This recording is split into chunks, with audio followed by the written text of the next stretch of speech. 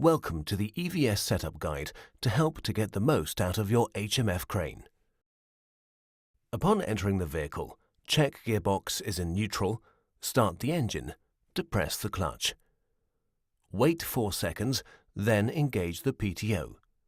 It can be located to the right-hand side of the blue crane control panel in the center of the vehicle dashboard.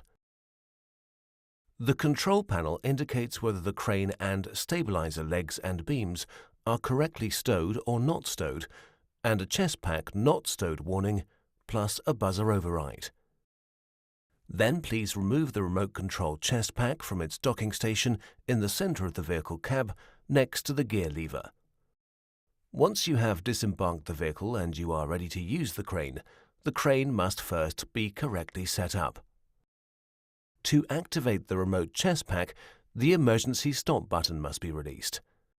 This is done by rotating the button clockwise until the stop button mechanism releases. Then turn on the chest pack with the on power button to the right of the emergency stop. Once the chest pack has powered, please press the green function button. This activates the RCL 5300 and starts communication of the remote control with the crane. The crane will now start up in stabiliser mode. This can be seen from the top left-hand corner of the remote LCD screen or from the RCL controller. It's indicated by a flashing S in the screen and 2 flashing stabiliser legs. Before the crane can be operated, both stabiliser legs must be in contact with the floor and the flashing S symbol constant. To extend a stabiliser beam, release the secondary leg hatch. Then press the ID button on the side you want to extend. Then press and hold switch number 2 on the chest pack to the left-hand side. This must be held over within 10 seconds of pressing the ID button. Whilst holding switch number 2 to the left, the main paddle levers become the controls for the stabiliser legs. Lever number 2 is for the near side beam, lever number 3, the offside beam, lever 4, the near side leg, and lever 5, the offside leg. So to extend the leg on the near side, press paddle lever number 2 forward until your leg is sufficiently extended, and then press paddle lever number 4 forwards to deploy the stabiliser leg. When setting the stabiliser leg, always try to level the vehicle as much as possible without raising the wheels of the vehicle off the ground, with the assistance of the spirit levels on each side of the crane. When each stabiliser leg is deployed, an extended tone is emitted from the RCL system to indicate the stabiliser is in contact with the ground, and the leg shown in the RCL display will stop flashing.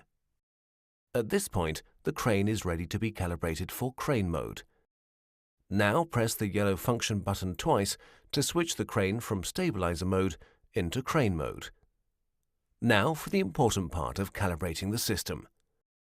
Pull paddle lever 2, which is the main lift ram control, slightly towards you until a constant tone from the RCL can be heard and the F1 light is illuminated. Keep the lever in this position for a couple of seconds and release. A percentage light on the RCL and chest pack will indicate the level of calibration, accompanied by 3 beeps from the buzzer. The crane is now fully active and ready to use. Whilst under lifting operations, you could possibly find the crane becomes locked out. This can happen for one of 3 reasons. First reason, the maximum lifting capacity of the crane has been exceeded. Second reason, the vehicle has become unstable. Third reason, the main lift ram cylinder has been dead-ended. When the crane is stopped due to load or because of dead-ending a cylinder, all the percentage lights will be illuminated on the RCL and 100% load will be shown on the chest pack, as well as the P1 light and an audible warning. When the crane is stopped due to the vehicle becoming unstable, all the percentage lights will be shown on the RCL and 100% or the X or Y axis will be shown on the chest pack, and F1, P1 will be lit on the RCL. When this occurs, firstly try to bring the load in towards the vehicle to reduce the lifting moment. If the crane is locked out to the extent that all of the functions are locked out, the red button on the chest pack can be pressed as an override facility.